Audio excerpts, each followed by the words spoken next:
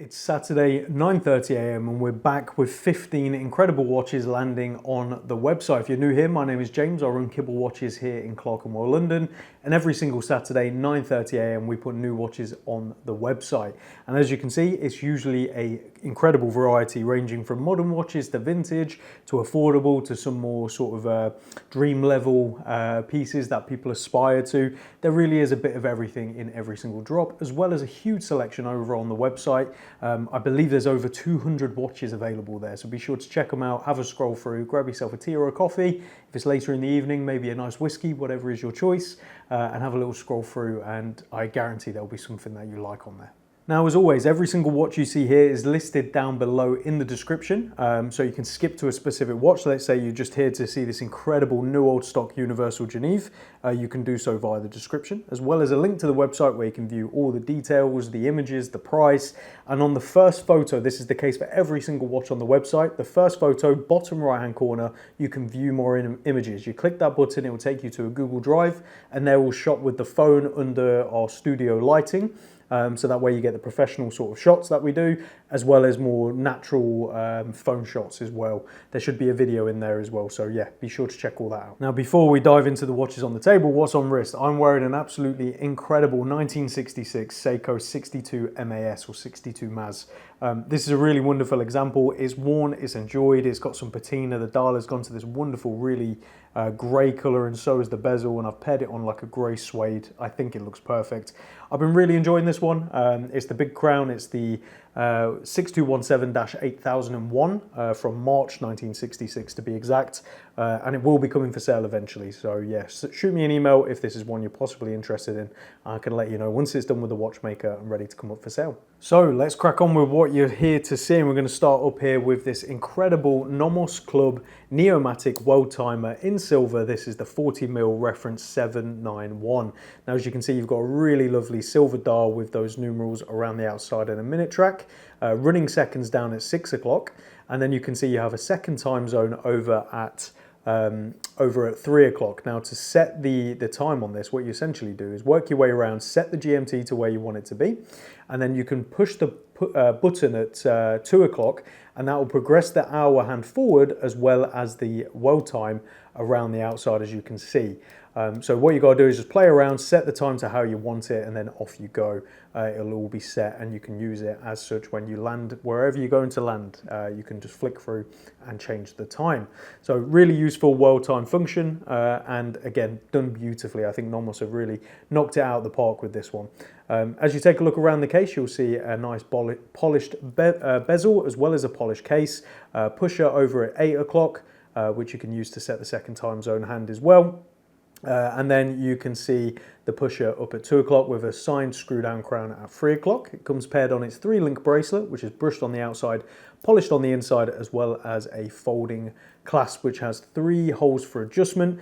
And you actually have quick release on the underside of that to adjust on the micro adjust, which I've not seen before. So very nicely done.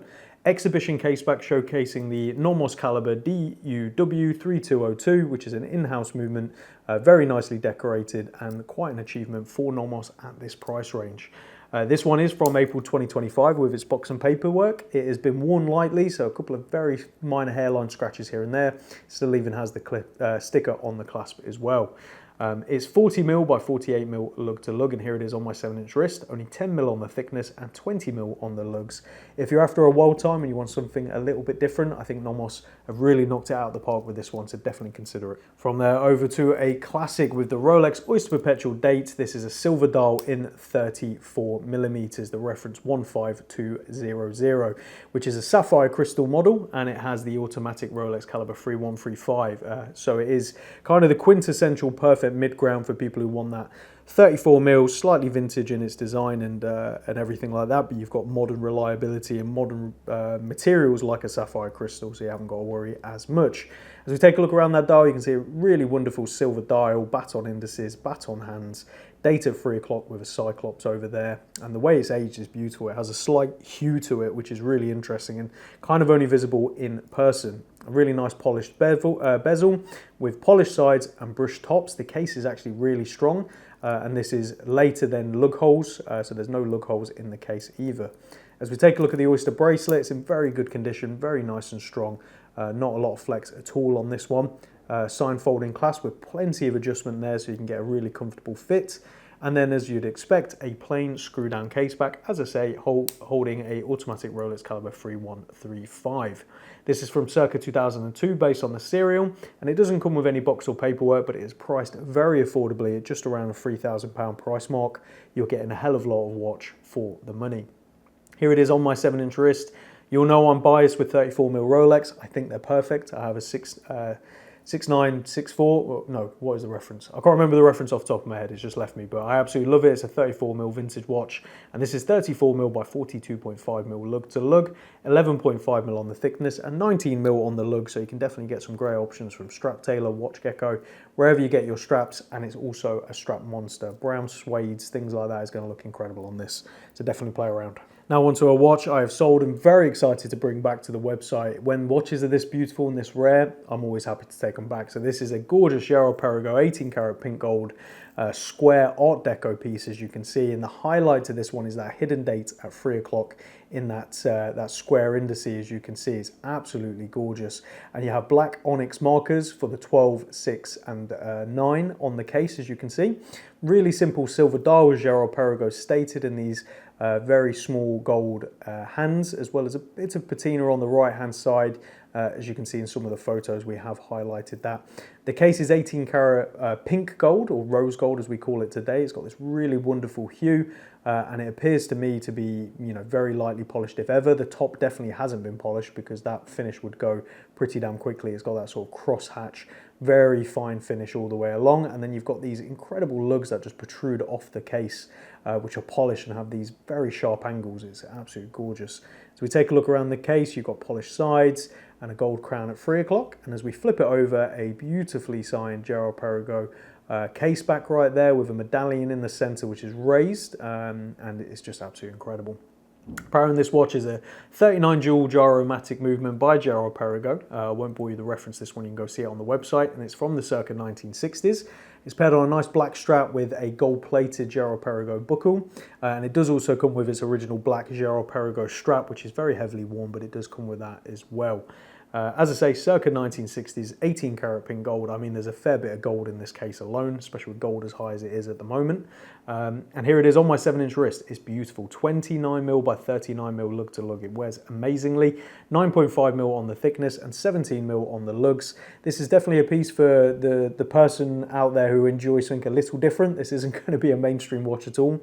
I absolutely love it on wrist, and I think this Art Deco design is going to come back strong. I think people are going to realize how sort of experimental this kind of design was for the time, and still looks incredible today. So go check this one out on the website today. From there, let's go over to a couple of modern watches. We're going to start right in the center here with a Ming. This is the Ming 1709 blue dial automatic on the Ming bracelet. This isn't the very latest bracelet Ming just released, which is like a 3D printed titanium crazy thing. I look forward to seeing one of those.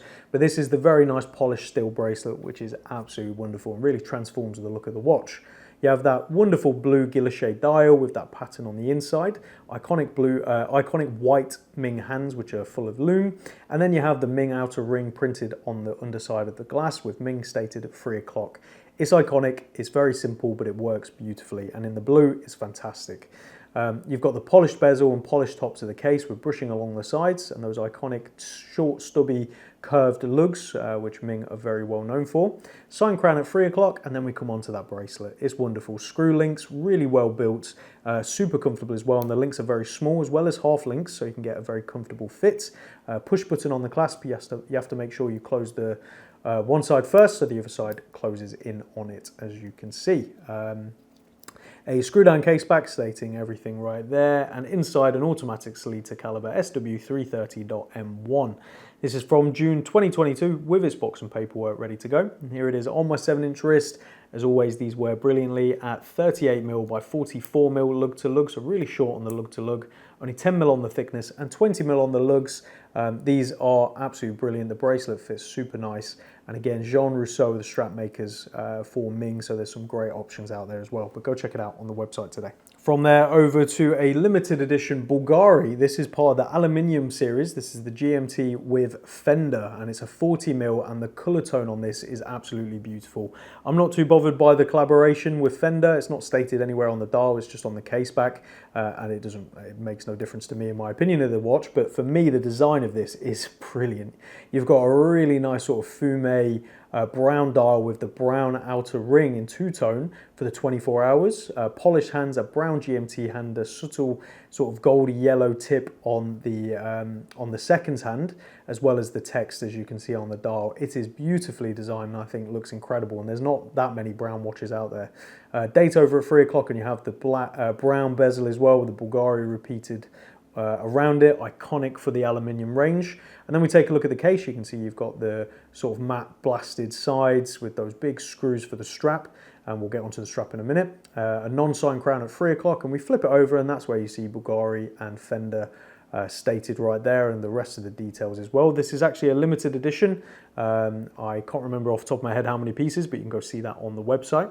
And then it comes paired on its original sort of rubber and aluminium Bulgari strap with a Bulgari signature right there, and it's Velcro on the end. Super comfortable. You can actually take off, I believe, one of those like pod bits in the center if you need it shorter, but it's super comfortable and really, really nice on the wrist, which we'll show in a second. Inside this is the automatic Bulgari caliber B192, and this is from May 2025 with its box and paperwork ready to go. They call this an aluminium titanium case. It's sort of a combination of the both, hence the name aluminium. And here it is on my 7-inch wrist, 40mm by 48mm lug to lug, only 9.5mm on the thickness and 23mm on that integrated rubber strap.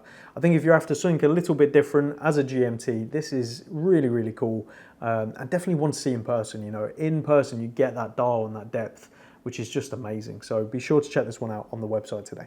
And now on to one of the original limited edition Straum Jan Mayen Glacier Rift 39mm. This is a limited edition of just 100 pieces total, with that amazing glacial rift dial. As you can see, you've got like all those cracking bits of ice. It's absolutely incredible. The depth of this dial it's got to be appreciated in person. I've tried to sort of relay it in the photos and the videos, but in person it just absolutely knocks it out of the park. You've got those really nice luminous sword hands, as well as the center seconds, Straum logo at 12 o'clock, applied indices with an outer minute track, and then on the inside of the dial it goes this really nice oceanic blue, and then on the outside you've got that sort of jet white. It's just incredible. So take a look around the case, a brushed bezel with polished chamfers, really nice brushing on the sides, again with polished chamfers throughout, big sign screw down crown at 3 o'clock, and then we come to the integrated stainless steel bracelet, beautifully done with those center links that protrude out slightly and create the depth, with polishing again on the chamfers on the edges, creating sort of real depth to the bracelet. You have a folding clasp, which folds in on itself with an integrated logo, very nicely done and very simple. As we take a look at the case back, you can see right there an exhibition case back showcasing the automatic Girard-Perregaux caliber G101. Very good automatic movement with a custom rotor, and as I say, it's limited to 100 pieces total. This is from June 2024 with its box and accessories. Comes with some extra bits and bobs, so be sure to check those out on the website photos. And here it is on my 7-inch wrist, 39mm by 45.5mm lug to lug. Really great for an incorporated bracelet. It just wears very nicely. 11mm on the thickness and 24mm at the widest point of the integrated bracelet, tapering down to the clasp. So if you're after an integrated bracelet watch but want something a little bit different, this is definitely going to stand out. That dial, as I say, you need to see it in person. So book an appointment or just take the risk, buy it. I'm sure you're going to absolutely love it. So go check it out on the website today. And now we're going to go back over to some vintage watches. We're really going vintage modern. It's pretty fun. We're going over to this incredible, like new old stock, Universal Geneve White Shadow automatic 35mm. Specifically, this is the reference 866101 from the circa 1970s. And you've got that incredible white dial, which is just absolutely beautiful. Really thin black sword hands, Universal Geneve stated at the top, White Shadow automatic ultra slim stated at the bottom. Printed Roman numerals around the outside in that same black tone. Absolutely gorgeous, polished cushion case, which is just immaculate with a slight brushing across the sides and a small sign crown at 3 o'clock. And as we flip this one over, you can see that sticker on the case back. This is like new old stock. It's got the original strap, buckle, swing tag. It even has box and booklets as well. And the booklets are signed, but I can't make out quite what they say exactly. So yeah, I think they are definitely for this watch. It all adds up and tallies with what it is, but kind of amazing to have all together. Beating away inside this watch is the automatic Universal Geneve Caliber 266, which of course is a micro rotor movement. That is how this watch is so incredibly thin. As you can see, it's just amazing. And I suspect there's not going to be many like new old stock examples of these left out there at all. You can see it comes paired on its original strap, which is obviously very old, so I'd be careful wearing it on this strap. You've got your original buckle as well and a swing tag attached to it, as you can see. Yeah, really incredible for circa 1970s, and I think priced very well considering this is like museum level. I think one day, or even they're probably building it already, the Universal Geneve Museum. This is the kind of piece that would very comfortably sit in that museum.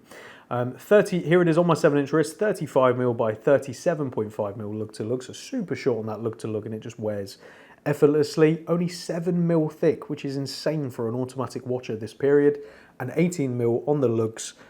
So be sure to check out this incredible watch on the website today. Next up, we have one that is actually from the Kibble Watches Vault. So if you head over to the website, click on Vault, there's some of the pieces in the personal collection of Kibble watches, myself.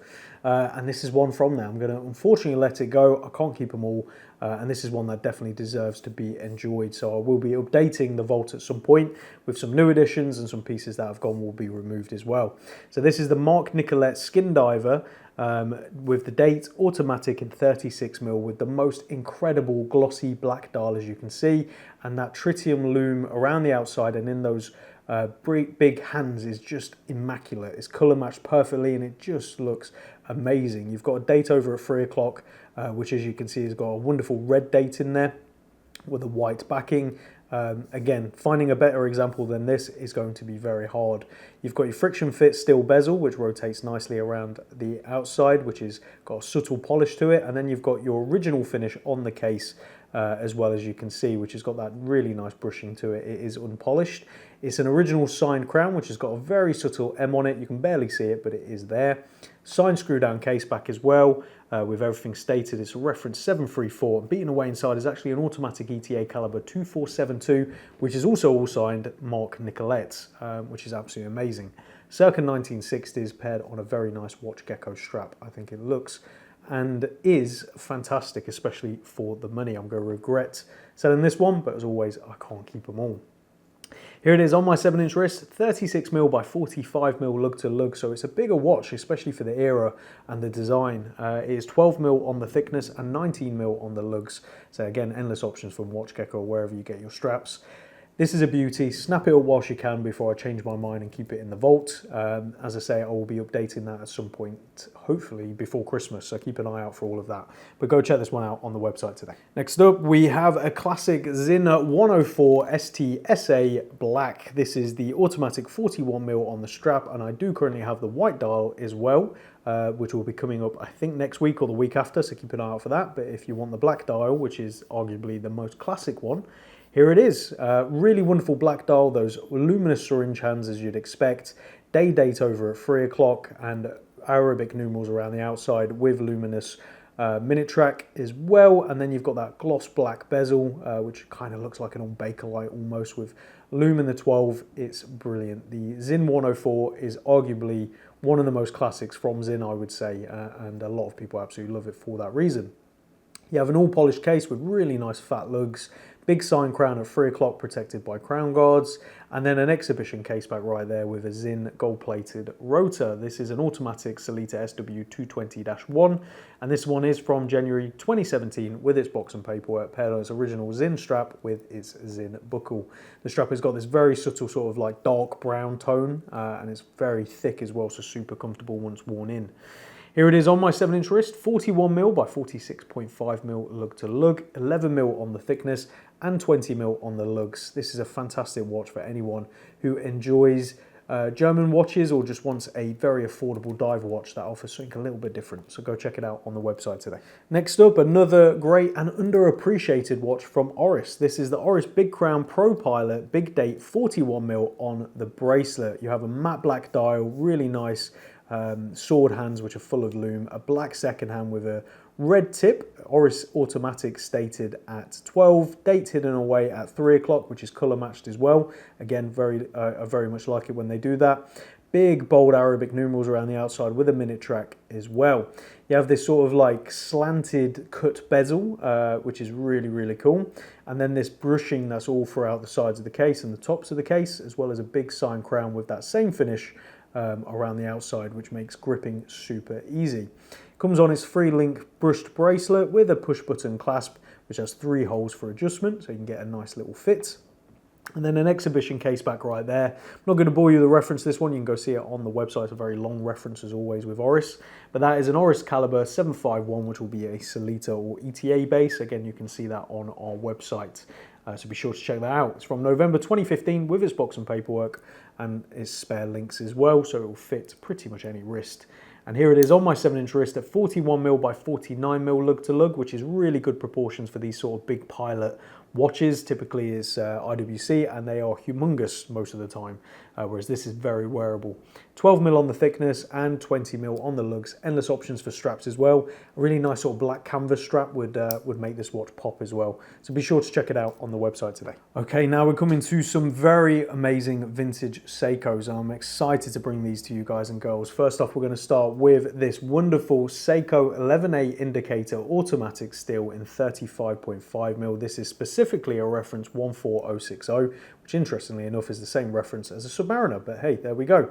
Now, where to begin with this one? You can see you have a what they call Seiko special dial with the symbol at 6 o'clock. It's like a star. There's a couple of different variants of these. We'll put more details on the website if you are interested to know what the symbols refer to, so be sure to check that out. But you have these really nice sword hands, center seconds, beautiful indices around the outside, which are just faceted incredibly. And again, it just sort of begs you to look closer. Seiko automatic stayed at 12, and then a power reserve up at 12 o'clock, as you can see, which moves as you wind and obviously wear the watch. Now, there is a bit of an interesting story with this one. It's using a automatic Seiko caliber 11A, which is essentially an AS caliber inside. It's pretty much identical, but it is Seiko's technically own movement. Now, there's a bit of debate out there whether Seiko just stole this movement completely from AS and just rebranded it and made it in-house. Because it very much looks like that. My watchmaker even suspects parts will be interchangeable, which is pretty mad. So there's quite an interesting story with this one, well worth reading up, and it's just a really cool watch overall, especially from the circa 1950s. Anyway, this is a great example. There's definitely some patina around the dial, as you'd sort of expect, but as we look around the case, you will see the case is super strong. I don't think it's been polished, and if it has, it's been polished like once or twice at most. You've still got all those facets on the lugs, and there's multiple there. I mean, once over with a polish wheel, you're going to lose those edges. Really nice polished bezel and a crown hidden away at 3 o'clock recessed into the case. As we flip it over, you can see all of the references and details on that snap-on case back, as well as I say, the reference 14060, circa 1950s this watch, and I paired it on a nice grey strap, which I think suits the watch beautifully. Here it is on my 7-inch wrist, 35.5mm by 43.5mm lug to lug, 12.5mm on the thickness and 18mm on the lugs. This is going to look great on pretty much any strap you put it on, so do have a play around. And I think for under £1,000 to get a real piece of vintage Seiko history, something that is labelled the first Seiko automatic as well, with this caliber, I think that's incredible. So be sure to check it out, see the details, read about it, have a look at the additional photos, and pick yourself up a piece of cool Seiko history, which should be way more expensive than what it is, but thankfully it isn't. Now we're going on to one of my favorites on the table, one of the most affordable watches on the table, and I think most people are going to overlook it, and that's what makes it interesting to me. This is a really cool 1950s Seiko Crown, which is uses a Seiko caliber, which we'll talk about in a minute, in 34.5mm, and it's steel. Now the highlight for me is this dial. When you're looking at it, you cannot tell, but when you get close with a loop, and I've tried to capture it in a macro shot on the website, it has the most fine concentric circles I've ever seen on a dial. And to think they were doing this in the 50s with Seiko in a more affordable range, it just blows my mind. You know, and again, you can't really tell by just looking at it. You can see it has this slight texture. It almost looks like a stardust dial or something, but when you get close with the loop, you can see those concentric circles like a record. It's incredible and super, super fine. You have these beautiful sword hands, again, with really nice facets on them. Beautifully faceted indices. Again, Seiko were just doing very good stuff at sort of very affordable prices. Seiko crown stated at 12 o'clock, and then we come on to this really nice simple steel case. Again, super sharp, great condition, big crown at 3 o'clock. And as we flip it over, it has an engraving on there. We'll put on the website what that means, because I can't remember off the top of my head. And then, again, we'll put it on the website. It's a reason to get you to go over there and have a little read. Beating away inside this is a manually wound Seiko caliber 560, which is a beautiful movement. You can see that under the additional photos. It's a reference J14096, and it comes paired on a nice watch gecko strap, which I think suits it perfectly. And as I say, circa 1950s. It's incredible. Here it is on my 7-inch wrist, 34.5mm by 42mm lug to lug, only 10mm on the thickness and 18mm on the lugs. This is definitely one, if it doesn't sell, you know, by Christmas time, I'll probably just keep it and add it to the vault, because I think it's a really wonderful example and a piece of Seiko history which just blows my mind with that dial. And it's sort of a hark back to, you know, we think of Grand Seiko today and what they do with dials. You know, Seiko were doing that back in the 50s with these really fine, meticulously crafted things that most people would never know about. I mean, that's amazing to me. So go check it out on the website today. And the final one of the Seikos on the table, this is a really also incredible. I mean, again, I can't get over the details here. This is a Seiko Lord Marvel 14 karat gold filled 35mm reference. J14050. You can see that wonderful star on the dial again, so be sure to check the website for those details. The highlight for me with this one, again, I've tried to capture it with a macro shot. Seiko Lord Marvel is actually hand engraved into the dial. Yes, you heard that correct. Hand engraved into the dial. When you look super close with a very sort of strong loop, you can actually see subtle imperfections of the logo because it was done by hand. I mean, why were they doing this on a watch of this sort of value back then if it wasn't just to show they can and sort of compete with the Swiss and say, hey guys, look at what we were able to do. I mean, it's amazing, absolutely amazing. The sort of thing most people would never notice or never even consider. Really wonderful gold sword hands, that same beautiful facet. Same with the indices. Again, when you look close, you get to see all those little facets in them. They just play with the light beautifully. And then we come to the case. As I say, 14 karat gold filled. It has got some wear and age, but you've also got some beautiful gold burn in there where it's sort of oxidized over the years. I've left it as such because I think it's all part of the character. You even have the original sort of faceted crown, which is very worn down, but I've left it as such because, again, it's part of the history. We can get the crown replaced on request. It's still usable, still very usable in my opinion, but it's definitely not as sharp as it once was. We would never be able to get that kind of crown again. It would just be a basic sort of gold plated crown, but I mean, I've left it on there. As we flip it over, you can see that plain case back. You've got some more extreme gold burn there where it was probably left on something, and that's where it's just been interacting with maybe some leather. I don't know. It's quite interesting to see a sort of dedicated gold burn in one place. You can see it under the lugs as well. It's just very nice. And the snap-on case back, this is a reference J14050. Again, another manually wound Seiko movement, which is beautiful. And again, circa 1950s. Here it is on my 7-inch wrist. We've paired it on a genuine crocodile strap as well, which I think really suits it. And probably a bit overkill for under 500 quid, but hey, it is what it is. 35mm by 42.5mm lug to lug, only 9mm on the thickness, and again 18mm on the lugs. This is a beautiful watch, and will just go massively underappreciated in the watch world, and I find that crazy. Seiko have probably produced some of the most incredible and interesting things, especially from this period and later, like the 62 Maz I'm wearing, but most people just don't know or just don't care. And that to me is sort of the arbitrage of vintage watches, if you will. Like, that's where you're going to find the real cool stuff at great values that eventually I do think people will wake up to and go, why were we sleeping on this? I don't think they're ever going to go sky high. I don't think we're going to be looking at future, you know, £100,000 watches or anything mental like that. But I do think collectors are going to start waking up and going, we should have snapped these up, myself included. So yeah, snap those up before I change my mind. Now we're on to two very affordable watches, but very cool watches. We're going to start with the Helicon. This is the Master 62 Dive watch. Ultramarine MBE 38.5mm. What a mouthful. Limited to 50 pieces. You've got that really nice blue sort of vignette dial, I guess you'd call it, with those Very interesting luminous indices, nice big bold sword hands, date over at 3 o'clock, automatic 200 meters master stated at 6 o'clock, and then you've got this sapphire bezel in blue, which almost gives the look of Bakelite, really nice sort of vintage cues there. Polishing along the sides, brushing along the top, and a big signed screw down crown at 3 o'clock. No crown guards, which again emphasizes the sort of vintage appeal of this one. A brushed 3-link bracelet with a folding push button clasp, 3 adjustments on there, and a dive extension, which is very handy. And then a very nice screw down case back with a wonderful design of a diver on there who's actually wearing a watch, which is pretty cool to get that level of detail in such a small little engraving. Master 62 is a reference, as I say, limited to 50, circa 2015 with its box and booklets, and powering it is a classic Seiko NH35. You cannot go wrong with this. Here it is on my 7-inch wrist, 38.5mm by 47.5mm lug to lug, so really nice dimensions. 13.5mm on the thickness and 20mm on the lugs. I believe it comes with an additional rubber strap as well, which is Helicon, so be sure to check that out. And again, for the money, it's great value, so go check it out on the website today. And last but by no means least, a watch I have never really seen or had before. This is an AV8, and this is the Flyboy Airmaster GMT Fuselage Green 40mm. There's a lot of words in there, and you know what? When I sort of bought this off a good collector, I buy a lot of really cool, affordable bits off. I sort of bought it just because the price sounded right, and again, I could put it up at a good price as well.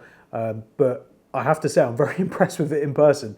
So much so, I've considered keeping it as well because it's under £200. It's an automatic GMT.